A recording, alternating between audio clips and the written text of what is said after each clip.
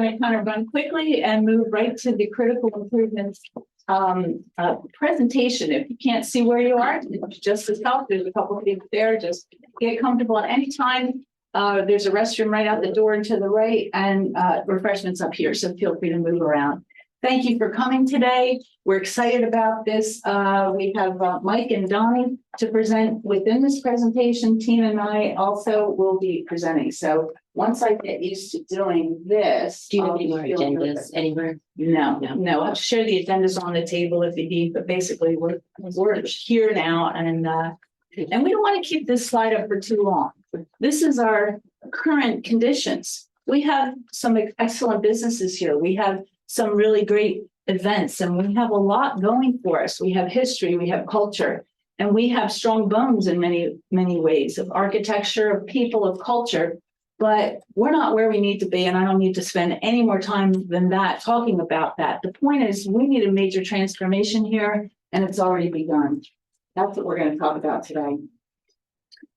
Several months ago, we received, well, back in January, we received a master plan.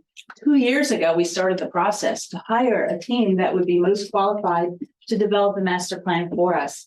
And here's an aerial view of it, and it's pretty exciting. You're going to see a plan view of it in just a minute. And we won't focus a lot on it because this is something you can look at in your own leisure and see a little better than what you can see here. But when we went out for bid, we got 7 responses. 6 were planning teams, many highly qualified. But we also received one from Mosaic Development Partners, the only development firm that responded. And we felt that several of the planners were highly capable, but Mosaic was not only capable to put a team together that include architects and planners to put a plan together, but they also had development experience, a lot of it in Philadelphia, the Navy shipyard in Philadelphia, Cheney University, which is a college and university similar to Delaware State University. And very importantly, they've worked in challenged neighborhoods in Philadelphia. People say, well, they're from Philadelphia. That's not like Dover. But really, when you consider economic nodes and small challenged neighborhoods, it's very much like Dover.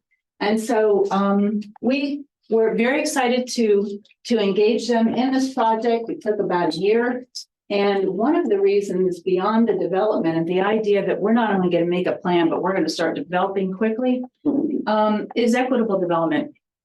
This idea of lean urbanism, where there are a reduction of barriers to entry. We want to reduce barriers to entry to all levels of the population in terms of their median household income.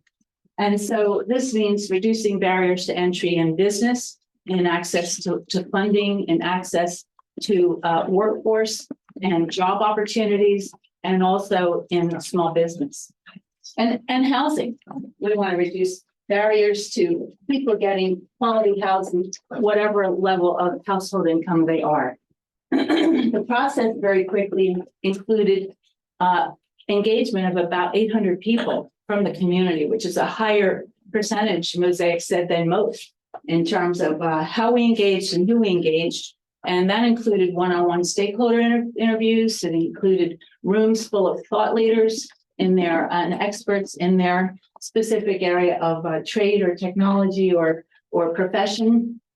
And over 500 people responded to a survey.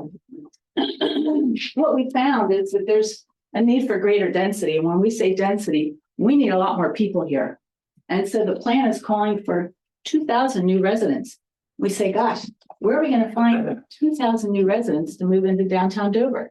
But they're out there. And there are people that want to live here, and they want to live in nice quality environment and nice quality housing. We have 4 anchors right here in Dover.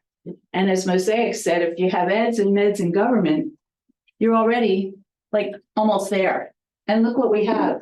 We have Bay Health Hospital as the meds. We have Delaware State University and other colleges right here in Dover. And we have state government in Dover and around, and we have the Dover Air Force Base as government. I mean, so we have quite a few amenities in Q, residential, more business, workforce opportunities, et cetera. And leaders of these institutions have already expressed that they want housing for their constituents. We have graduate students at DSU, and we have residents, doctor residents at Bay Health. We have higher ups at all of these anchors. And so we're not just saying we want 2,000 new residents. We don't expect to get them all from these anchors, but we would expect or anticipate that many of them will come from there, and the leadership is on board. And by the way, we didn't plan this, but the Bigs, Bay Health, DSU, and we have all embarked on master plans in the last year. So things are really aligning. What we found also is that we want a more walkable space. We want a more outside dining kind of space. We want more activity on the street and more eyes on the street, because that helps not only create a more exciting environment, but it also creates a safer environment with more eyes on the street. Parking amenities, of course, transportation and linkages to our anchors and from one anchor to another is also in the mix. Projected outcomes, wow, $500 million of investment is what's projected. And we're already seeing some exciting investment taking place at this point. So we're looking for nearly 1,000 residential units, probably most of them apartments. Doesn't say we won't have some condominiums available for purchase though. 27,000 square foot, full scale but small scale grocery store, parking and other transportation amenities to reduce the need for cars.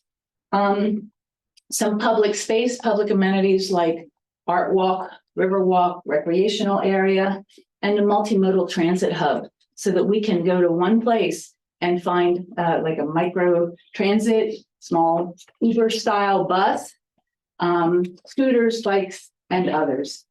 So I'm kind of going through these quickly, but this presentation will be, is available online. And here's the, whoops, we have, let's think a little more. This is the map that I mentioned, diagram that kind of shows that this is not one or two parcels we're talking about here. John, we have a couple seats in the back there.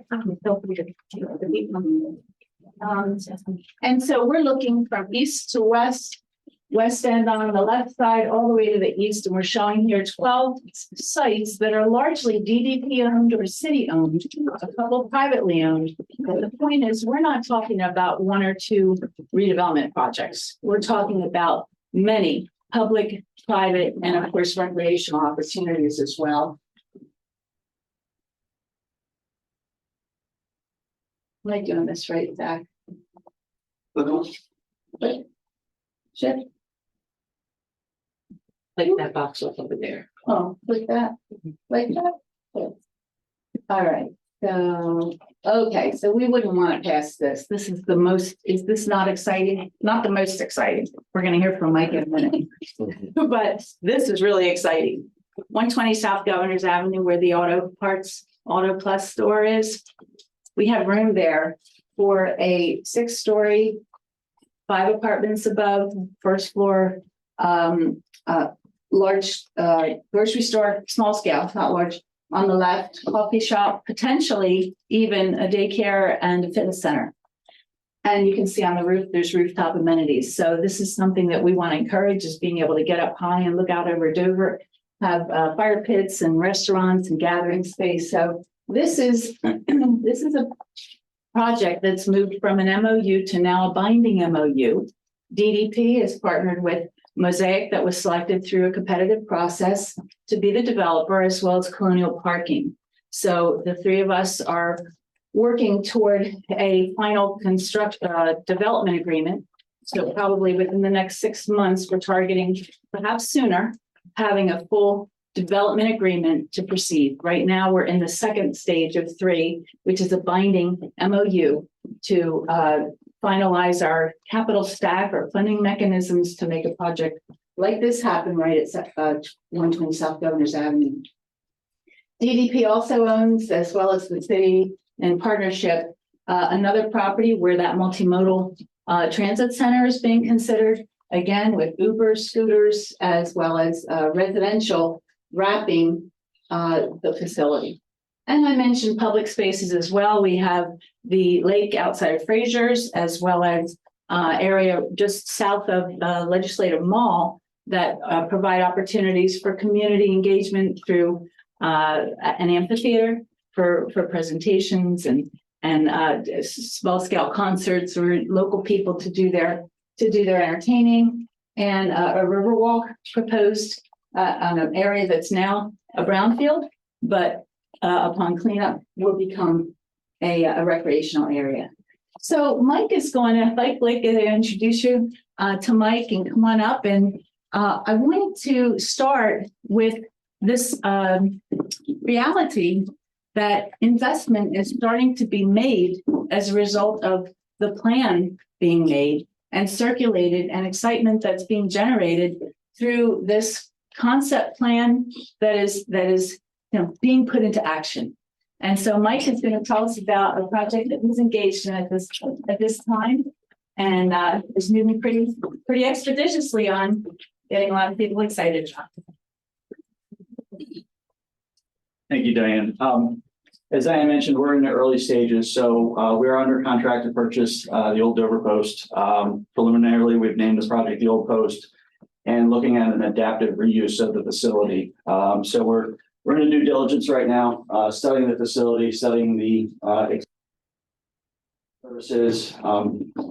What we've currently proposed is on the front of the existing facility. We plan to leave the building, modernize it, utilities, and also add additional storefront to the front with retail units on the left and the right sides of the building, with all new storefront and engagement at the street level, so that we have street level dining or street level retail.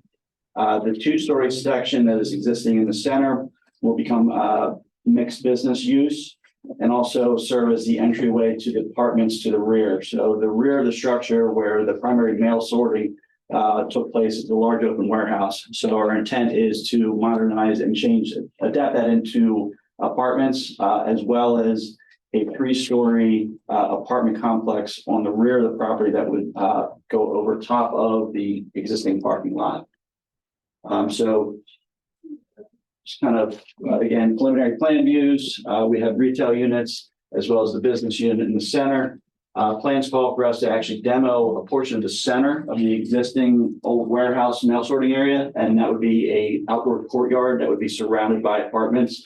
So it would be a secure courtyard for the residents, as well as podium construction over the existing parking to the rear, with a total of approximately 30 apartments is our goal.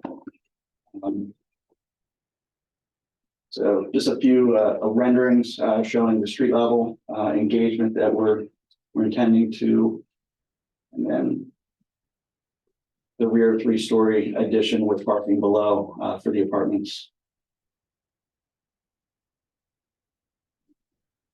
So generally, being a gateway to the city, we wanted to make sure we maintain what Mosaic spoke about, which was kind of that a lot of historical buildings, as well as buildings that meant a lot to people. It's funny that even the mayor spoke that he remembers as a child going there. So it's making sure that we maintain the Old Post, make sure we maintain that history with downtown, but also modernizing and adapting it and bringing residents as well as retail and businesses downtown, and giving them a first-class place to be. So, and I know it's kind of brief. Again, we're time-wise, we're in due diligence. We plan to move into construction, document, and design this summer, with the goal to break ground by the end of 2024 with a full year of construction. It's just about a year from now, right? A year from now. That's very exciting. Mike, thank you for sharing that. That's exactly the kind of redevelopment and investment that we've been looking for with this master plan, is that people would get excited and take that leap into investment. When the post office project or land space became available, I think there were 14 responses to that, and I'm really not sure that would have happened a few years ago. So there was high competition for the property, and congratulations to Mike and your team for for winning out. Excuse me, we just have a message from Todd to acknowledge we do have one of the owners online. It's not Fraser's, it's 9 East Tap House. That's online, so we would just want to acknowledge. So Jess, I believe, is one of, so Todd, one of their Did one pictures. of us say Fraser? I guess he might have said Fraser's, I don't know, I just got a message from Todd. Oh, my apologies. So Jess is online, one of the new owners, so there's Thank two. you. And we'll have Fraser's on to give us your plans next No, great. in time. Oh, There might be Fraser's good news to report in time. no Fraser's, 9 East Tap House. not 9 East Tap. No, I get it. Yes, yeah, no, I was like, is there another Fraser's? No, 9 East Tap House. My apologies. That's okay. And when I see it in writing, I'll remember better. I've never seen that in writing, so not an excuse, No. just a reason. But thank you for that. No problem. So into implementation, we wanted to get started very quickly after getting the master plan, start with implementation of the plan. And one of our priorities was to hire a redevelopment director, a project redevelopment director. And so DDP owns several properties. We want to get those redevelopment. And you may have met Ken Anderson. He was not able to be here today, but he's in full, working fast with us and running faster than he expected to be at this point in his career. So he's moving fast. We also have some creative arts and placemaking initiatives that you may have seen already. Jordan headed up this crosswalk painting project, which is no small thing. This may not look like a big project, but it was a pilot project with 2 streetscapes and about a $7,000 investment.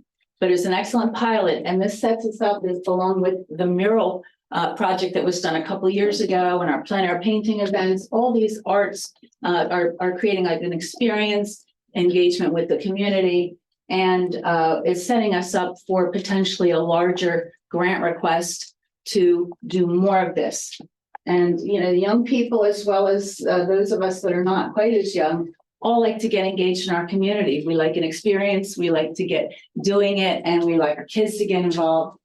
So placemaking is very important. The other thing that's very important is the pathways. Right now, it's not real easy to walk to DSU or to Bay Health. It's not easy to ride a bike there. It's not easy to get from the base down to downtown, but we're working with Dover Ken NPO on an assessment and planning venture that's about $150,000 project, and they are fully engaged. And you may be hearing or may have participated already in some stakeholder engagement.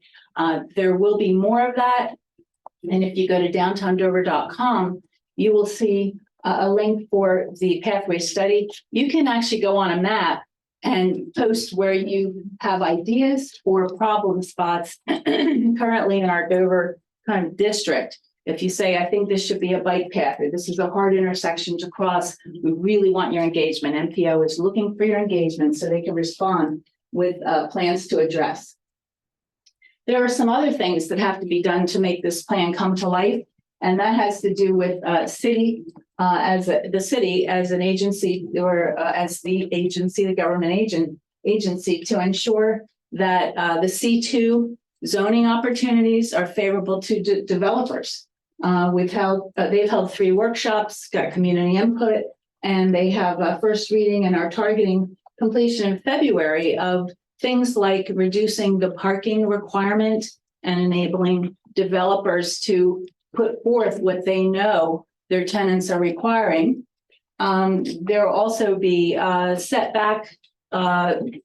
setback adjustments. So from the curb and the sidewalk, how far does the building have to be set? How high can it go up? We're considering 6-8 stories, something like that. And how often does it need to be set back, kind of like a wedding cake gets set back, because that creates less of a wind tunnel, allows more sunlight in, it's less imposing on you. So those are very important C2 zoning changes that are being contemplated at the present. And also very important, if you look at this diagram, this is the downtown development district in blue. It's the high priority target area for redevelopment of downtown Dover. But you can see this red area, which includes the old post, the 9 East Tap House. 9 East Tap House, and several other properties that are ready for redevelopment, need redevelopment, but currently are not in that DDD district. You're going to be hearing more about that, but the value of that is 20% additional funding that Donnie took advantage of toward your project. And so if you can get DDD funding, that's 20% right off the top, up to a limit that you're not going to have to cover by yourself. So we're going to. Diana, I just want to point out too, and after July, we're going to be putting in to be able to, the governor has given us other acreage that we're able to extend. So there'll be another additional boundary that we'll be able to go and stretch beyond that to include some properties on the west end, kind of out where Donnie is, go a little bit beyond that. So we are looking at those sites as well, so we can do more. Right, and these are very important because Mike's project is right in that zone, and that will allow him to proceed on a timely basis. So fingers crossed for Yes, January. January. One word on that. So now we're going to transition to what you came to hear about, but I want you to get excited about what's already happening in downtown Dover. Our critical improvements program launched last year, and we had received $1.2 million to invest in existing buildings to make critical improvements such as ADA, restrooms or ramps or other ADA compliant measures to bring them up to speed in sprinklers or other life safety measures, and to add commercial kitchens. We don't have a lot of restaurants in downtown and people love to eat. So we need more restaurants.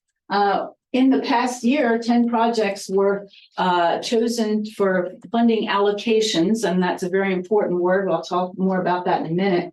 Out of that, we have potentially 6 commercial kitchens, 8 ADA restrooms, sprinklers added in restaurants that didn't realize they were going to require them. And all of a sudden it was a lot more money than they expected.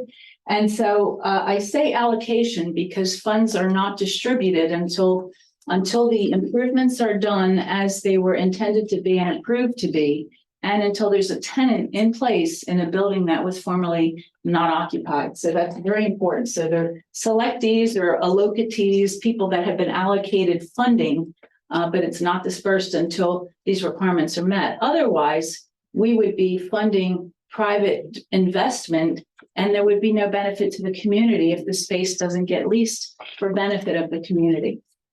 So the good news is we were able to take this good data back to the state, and we were allocated another, actually awarded another $675,000 toward this project.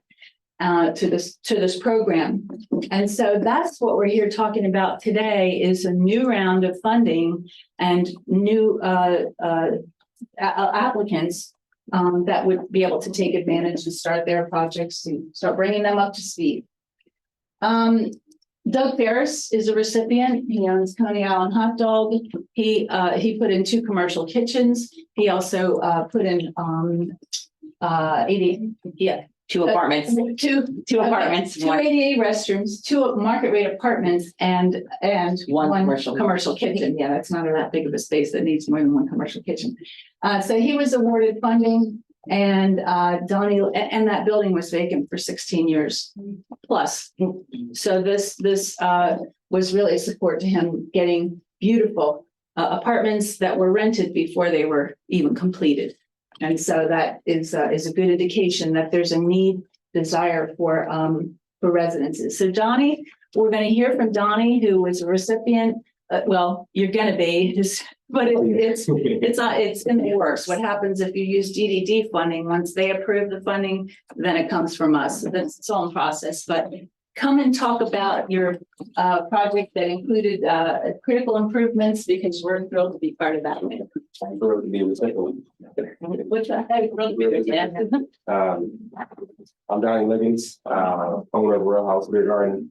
And I did the classic thing by sending the presentation and then realizing later that I had the perfect example and I want to change the entire presentation. Oh, okay. But, you know, we'll wing it. We're flexible. So, let's go down here.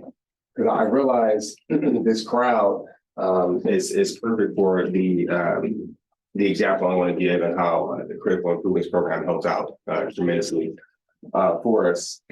So I beat Doug. Our building was vacant for 25, 30 years. So we some presentation or just something different. Go one more. We can just keep it like this. I like these pictures. These are The rest of yours is there. we started this process in 2020 planning it. So I was in Mike's shoes where I'm showing like the potential of this and talking blueprints. Now you can actually go to Rail House and actually see and feel the energy that's there. And we've been open for 1 month now and $200,000 in business in our slow season, slow month. So it's just going to be like gangbusters when spring and summer hits.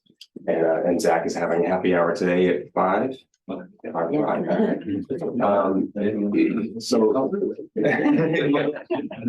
So this program was key to us getting started when we did. So we had all these bids coming in. Back of the napkin, I had, oh, this project's going to cost this much. Inflation hit, all sorts of stuff hit. And then the fire department made me put sprinklers in where I didn't think it was back and forth for a long while. And luckily, I was very open with DDP and like just sharing my concerns and problems. And they went through and came through with that grant at the exact moment we needed it. Was once you start getting funding from an SBA bank, they want to start seeing some things moving, some things happen. And we couldn't start without having like 20% of our investment in for the project. And when that grant came in, or at least the promise of the grant came in, we were able to start the project on time. In January, broke ground, and here we are. I think it was in officially late October, November is when we started opening up the business. So my particular case was we had this awesome building. People thought I was crazy about doing it, and just that part of town, and wear your bulletproof vests, and all the stuff that you hear about downtown Dover. So my goal in this entire thing, and I've been very open with everyone about it, was just to change the perception of downtown Dover, specifically west side of Dover. And I was looking at the stats, looking at all the work that InCall, now Neighborhood, did, and Habitat for Humanity, parcel by parcel by parcel, of changing it from rentals to homeowners. And you can see incidents with reports or whatever issues with police just go completely down. So if you took a block that had 10 houses and 60% of them were rentals, 40% were homeowners, it was still issues. But once you flipped it to 60-40, and that was just the tipping scale, dropped to 0 almost. And so they were doing this home by home by home on clean street all around. So I'm looking at this stuff, studying it, and I bought this property officially in 2020 November, and without any guarantees that this would be changed to C2 commercial. There's a whole other story behind that. So I can talk about every aspect of this thing. And the city wanted downtown properties to be mixed use. I said, great, I agree. Let's do this. It should have been just an email, but it's a whole process to even get that, even though we both want the same thing. So we can talk about that. And so we got this project, and our mission, just a simply great beer garden all the time for everyone. I was attracted to Dover, also Air Force, reason why we're here, but just for the diversity here. It's 50-50 black and white. It's young, it's a retirement community. We have all those anchors we talked about. It has a lot going for us. We have big events like Firefly, all these things that are here, but it wasn't really vibrant downtown. So there's no reason why something downtown should be vacant for any amount of time. Again, there'll be definitely a vacancy, but it shouldn't be these long-held vacancies in downtown. So that was a goal. We kept pushing this every single time we talked about it. This was the current condition. This is what I saw, and I was like, that's it. That's it. That's what I want. It's a railroad track. The cool thing was the center bike path was right in front. I was like, that's cool. But no one could see it. I kept saying, no, that's gonna be great. And I said, really? Someone kept trying to convince me to go like Lockerman downtown. Like, no, this is still downtown. So the key to this whole thing was this is still downtown. So what that did was unlock a lot of grants for us. The biggest one I was looking at was the DDD grant. And that was a state one. And then luckily someone said, well, there's an EDGE grant for businesses that are just starting off, $50,000. Go ahead and do it. So it made me get my business plan tighter, get everything situated. So I was talking to my regional business manager, Anastasia Jackson, before her, Laura Whistler. And that unlocked a grant. And then it became serious because now everybody said, okay, he's serious, the plan is great. And then DDP came in, and you guys weren't even in the running, and then you guys had this CIP grant that came through right when we needed it, and then that unlocked that. Then there was another grant for DDD, so I went for all the money I could possibly get because I think the death knell for businesses, especially in the downtown, is just being underfunded. So we went for Edge grant, we went for DDD, we went for DDP. Kent County MPO paid for bike racks and a pump station that we still haven't put out yet. And also even DENREC, which is, I mean, this is an old gas station. So soil issues, but luckily Southern States, who had this building previously, they did a lot of soil work for it. And there's one more. Not done yet. Urban forestry. Also, they went through and said, hey, DENREC and urban forestry, we want to put more trees there. I was like, great, because I need to provide trees for the plan. And they came through and provided 23 trees for us. So every little breadcrumb that was dropping, we would kind of pick up. And it allows us to open up, and we have like some leeway at this lean times for us. But the important thing is, once you get that downtown, if you guys increase that map for downtown, it is key to like that 20% is awesome for us. But a project this ambitious, this bold, to have backing from the state and from the city in partnership with us it meant everything for us. So this more of the map stuff. This building I was going for, again, this is for my Edge grant. Competition we talked about. So the biggest thing when I was looking at competition for Rail House was obviously just other eating, drinking establishments and like the traditional competition. Then there's like gravitation. People go to Wilmington, they go to Middletown, they go to the beach. You can't compete with that. So we didn't want to compete with that. We want to have our own identity right here in downtown. And I think that's what we did with Rail House. And we wanted to make it open for everyone. It's not just one segment we're trying to target, even though we're blocks away from DSU, but the airport space is there. We have a lot of offices downtown. We have a lot of attorneys and lawyers and real estate agents all downtown. So we want to be a place where everybody feel comfortable. And Beer Garden does that naturally without being too on the nose with what we're trying to do. And it's been like this. I mean, these are some of the images that I had when I originally started. And we really didn't pull this from our Instagram feed, and it will look just like this. Like the vision all matched was kid friendly, dog friendly, family friendly. We've done a free yoga event. We did a free CrossFit event all in there. And it shows, it's part of the idea was to show other business owners what's possible right downtown. Even off the beaten path, people still can't find a parking lot behind the building, but it's there. I promise you. But these are just some images that I like to share. The biggest thing I really want to talk about is the funding. I think that's important. These are just some of the snapshot of what we got from the different agencies downtown. The biggest one was right when we were about to start, the fire marshal said, no, you actually have to sprinkler this whole building. A year ago, we didn't have to do that because our occupancy was less than 100. And at that last critical moment when everything was approved through, what is it called, DAC, Development Advisory Committee. So you have to talk to every agency downtown, fire marshal has to sign off, City of Dover planning has to sign off, like 13 different agencies signed it off. And then they said, actually, the code changed a year ago. We were quoting the wrong code. So you do have to sprinkler that thing. That's $100,000 hit. That punch to the stomach. But you guys came through and it helped that more than 100,000. The grant that we got from you guys or getting from you guys is 300,000. And so that helped with the sprinklers, that helped with ramps, ADA. The entire building is like zero entry. So you can go in there with a stroller, with a wheelchair, hard of walking, everybody's welcome in there. And that was a goal for the plan. So I would potential business owners that are trying to open up, go for as much money as you can and try to make it as feasible for every segment of the population possible. And you'll get that wider group to come in, that big funnel going to your business. So that helped out. It was a relief. The bank was like, man, that City of Dover is really, really backing you guys. I was like, it was lucky by chance that the timing worked out perfectly.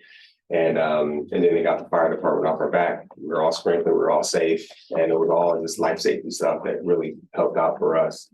And Yeah, that's a presentation. I can take questions. I can talk any part of the process, or we're gonna do questions at the end. I'd like to do questions at the end.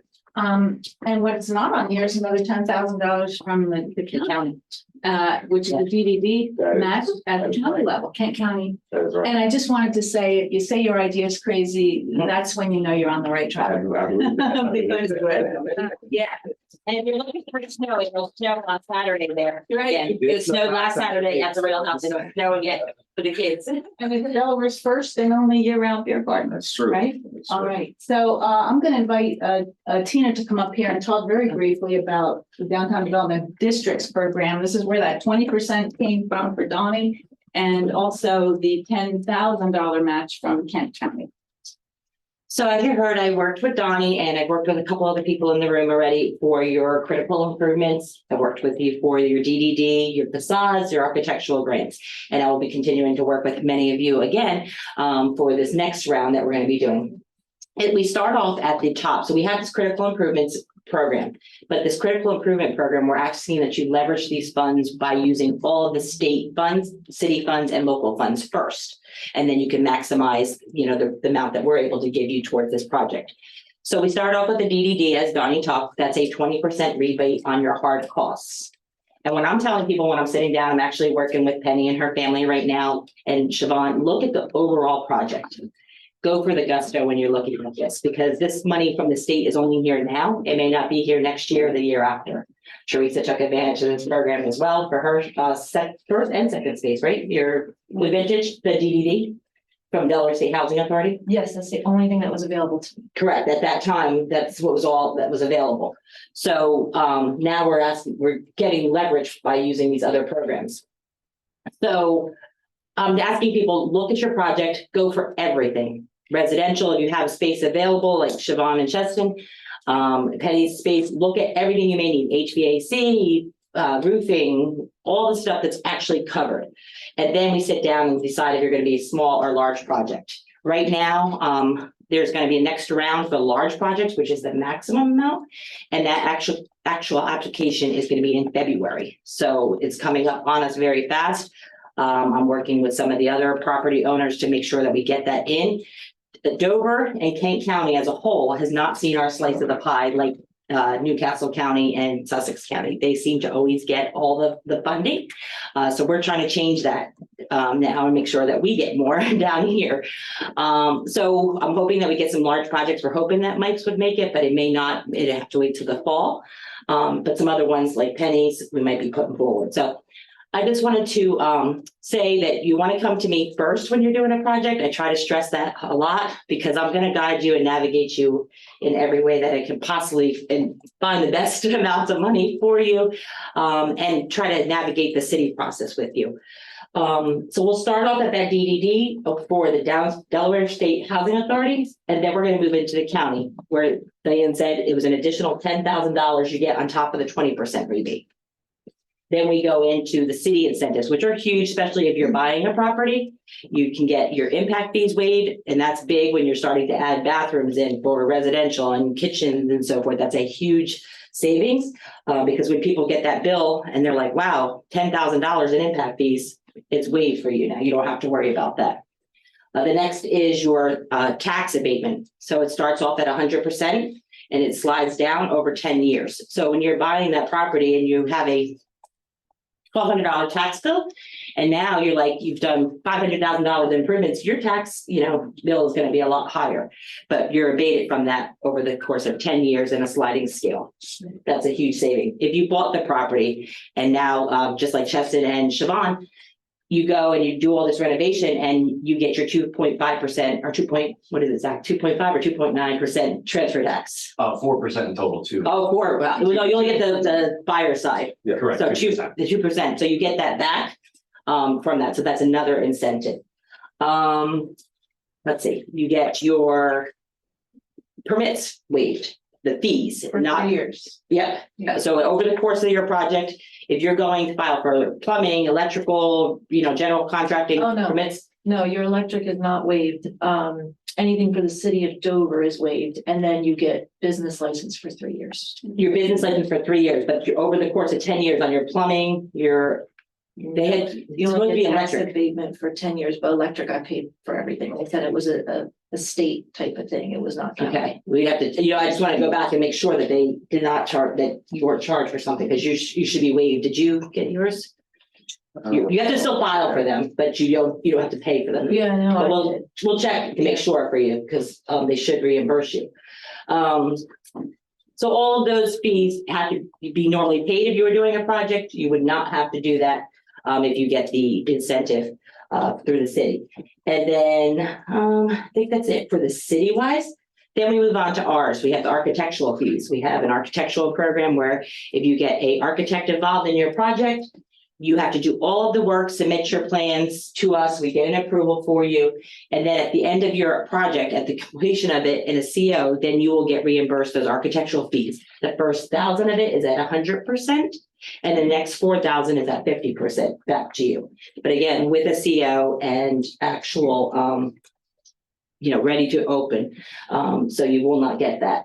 And I'll jump in and just say, Donnie, I think you were able to be a large project there with 350,000. And then that also made you a large project for us, Correct. not because it was a large project, but because of the amount. The amount, and- yes. And then there are small projects as well that will qualify, and there are different requirements as you apply, but Tina has all those details. She can provide. Yeah, we you sit one. down kind of, and then we go wrap up, we go through it throughout the process, and then we sit down at the end and then get everything ready for you to issue payments. Then we have facade grants, which some of you have taken advantage of. Our facade program is very small right now, our generalized facade, but if you are doing a project within the lines of critical improvement, you will qualify for this stuff as well. And again, I want to point out with this is all stackable. So even though you're getting, a facade and you're getting reimbursement from DSHA, it still doesn't matter. You're getting the money from us and from DSHA. So we're stacking all this on top of each Yeah, other. what that means is for not a project as large as Donnie's, but for many of the projects, the owner's only having to put 25% in if they hit all the critical improvement areas and the other priorities. So very important to be a priority kind of a project. Yeah. But the 25% and then the rest subsidized in some of these smaller projects, I mean, that's unheard of. And this year is going to be a little different with our critical improvements because of the amount of funds. We had a little bit more flexibility last year because we had more money, but this year, coming up, we're going to have to really take a look, and we're going to go into that later with all the stuff. So facade grants would cover stuff that generally would be outside of the regular facade, windows, doors, and so forth. So we'd be looking at that. And then your historic tax credits. Some people don't want to get involved, but I tell you, you have to get a good accountant to do all this, but it's worth it. You can sell those tax credits even if you don't want to go through the process. You can sell them to another person during the project. And then if you're doing any kind of bigger projects, you can go into Delaware State Housing Authority for their low income tax credits. So stuff, if you were doing a large scale development project with housing, you can go into that. Edge grant, Anastasia's not here, but that's through our division of small business. That we just had another round. We're waiting to hear back. Hopefully, if Siobhan's getting that, we're keeping our fingers crossed. We need more here in Dover. And then we have small things like the forestry grant. We have, we don't know, we'll get more money from Kent NPO again. I keep working to get electric vehicles charging station for Donnie. I'll be working. Yes, I try. And we're always, looking for ways that we can get money for you guys. So we don't stop. If you think in the middle of the night of a crazy idea and you're like, oh, let's see if we can go get that. Crazy, there's that word again. Yeah. So, and then I'll reach out to you guys, but I'm here to hold your hand through the process, but I always tell everybody, let's go for the most amount of money that you could possibly get in your projects, because as you can see with some projects here, and then Teresa's crazy enough, she did it again for a second time with another project. So, so it does work. And I think we need to be, Diane and I talked recently about Milford. Milford is really spurring a lot of development from private investors. They're just simple, everyday people that have made a choice to stay in Milford and really develop. So I want to see that here, and I want to see that with all of you doing your projects, and then in turn do more. Yeah. And stay here and be crazy. Right. Thank you, Tina. You're welcome. That's terrific. So Tina's your one-stop shop right here. And I'll tell you, as I worked for the state, Tina was always one of the top managers, maybe the top in the entire state. So we have a great resource in Tina that she knows all the details of these. programs. What that means sometimes is when you call, it may be a day or two before she gets back in touch with you, but it's not because she's putting you at the bottom of the pile. These really are this is her love. All right, so real quickly, we have about 5 minutes more of the presentation. In the first round, and I make that very specific, in critical improvements in the first round, there were a series of sort of prerequisites or the nails you want to hit or in a good way to be approved for the most amount that your project could be awarded. That depends on the amount of money we have. But in the first round, and this could change for the second round based on the needs that are out there and the funding we have. But in the first round, projects that received the most amount of funding met all or most of the critical improvements nails. That meant they addressed ADA, life safety, commercial kitchens, and if those were already taken care of on the first floor, it addresses residential because we have a great need in residential, but we want to be sure the first floor space is finished. It meets general improvements. It might need HVAC, or it might need new windows or other things. So we did take into those projects consideration for that. But if you're coming with just a general improvement and not a critical improvement, it's going to go way down on the list in terms of our ability to fund you. It's a high impact project. That means it is addressing one of the top priority areas that our market research has suggested types of businesses that will be successful here. I'll show you that list in a minute.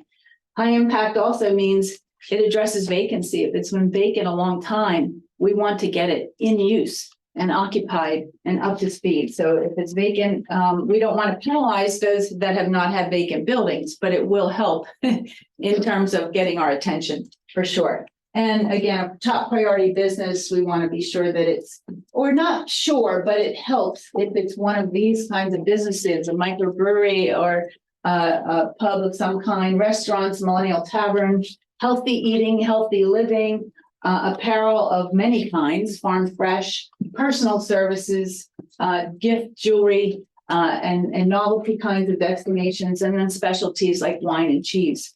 Now, these are not the only projects that will get funded, but this will get our attention again, because market research has shown that these are either needed based on what is going out of the community elsewhere, or that people just like them and can't really have too many. So others will be considered. For instance, your business is the rental area, temporary rental or for meeting space and otherwise. That's not listed here, but that's a need here. We know that's a need here. It's not something that a retail market study would show us.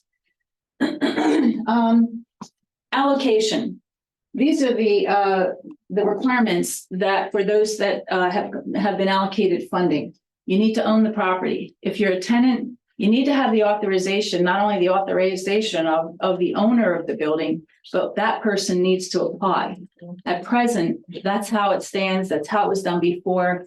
There's always opportunities to reconsider that in the second round, but we really want the property owner to be taking full advantage, full credit, and full responsibility for the project. And it's important too. I just want to add in here, Diane. So when you're working with the SHA, it's the property owner that's making all of the payments for one vehicle that's paying everything, because they will shut you down and not qualify and everything. So you as a tenant, you may have been paying for stuff, but the property owner is the one that's doing the DSHA, you're going to be disqualified. So it's make that very clear that, you know, that yes, even though you're doing it as a tenant, it is a possibility, but you want to make sure everything's defined. Sure, thank you for that. Yeah. That's very important. Proof of that the owner is in good standing, the business, you got your business licenses, you paid your taxes, you're not got liens on the property or have deep debt that is behind in payments. We'll need to see some detailed price quotes, not for the pre-application. For a pre-application, which is what we're looking at now, we want general but pretty realistic numbers. So you may want to get some detailed price quotes. If you come to the formal application and selection, we'll need to see a price quote from qualified, licensed, and insured contractors. And if you're self-contracted, we will approve if the DDD approves you. Proof of intent to lease the space. So it's a vacant space. We want to see a lease. We want to see a listing with Charlie or one of the other commercial realtors. And we will need to see it actually leased by the time we disperse funds. We want to know that you're taking advantage of the other incentives, facade, architectural from the DDP, the DDD. Again, we are not handing money out if you haven't already researched and make sure that you're either eligible or not eligible. We have funded projects that were not eligible for DDD for one reason or another, but we want to know that you've gone to that source and fleshed through that hopefully you are eligible. Of course, projects need to be completed in accordance with city permitting regulations. And as you've told us, you were going to do it. You're going to do, an ADA restroom, and it turns out, well, you didn't really have the room and it didn't happen. Well, we're not going to fund that in the end. So you'll put money up that you shouldn't have put out expecting to get back. And the space must be leased and occupied by the tenant. So, pre-applications will be online. The pre-application will be online probably within 24 hours. I didn't get that up for today. If you applied last year, it'll be very similar. We don't need to see the detailed price codes, but we're going to want to have an idea of what kind of improvements, certainly the address. We want to know that you know for sure you own that building. And then we'll want to see the kinds of improvements. Are they in the line with the ADA and critical life safety kinds of improvements? Are they general improvements? We want to know all of it. And that way we can get a good understanding of what the universe of need is, and then we can disperse the funding fairly. Again, we have $675,000 to add to this year's. We have some projects that aren't moving forward yet from last year. And we are going to have to start kind of moving into those conversations because there is a time limit on this funding. Last year's funding is supposed to be invested in projects completed by 1 year from now. So it's about a 2-year time frame in which you get an allocation, really apply, get an allocation and get the project done.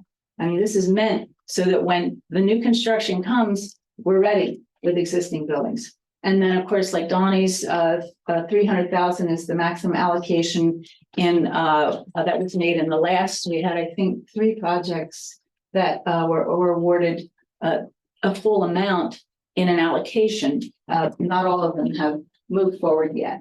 And again, while the 23 allocation procedures that I laid out were used, they're only being used as a point of reference. I think they'll probably stay about the same, but if you have a concern or a need, we want you to express that on the application because there may be a really valid reason that you want to go out of these boundaries. And our panel is very, very qualified and open to. And I just want to point out on that, I want to thank the people that were part of that, especially Donnie and some others that were part of that first round. It was a new project for us. So we did this, basically we wrote it as we went along. So we were trying to develop the procedures, the applications, how we, talk as a committee to design the rubric. So it was we got this money and we had to think fast on what to do. So right. And it was fast, but very deliberate. We met a lot of times, put a lot of hours, 6 people on the committee, Tina and I, Dave Hug, our city manager, Ken Anderson, who was actually a volunteer at the time, but is now our property development director. And we have Sarah Kiefer, the planner from this county, and the city planner or someone else from the city. I believe Dawn, not Dawn at the moment. it was Mary Or Ellen. other. Yeah. So we had 6 people on that committee. So gee, we're right here at 4 minutes after I said we'd be done.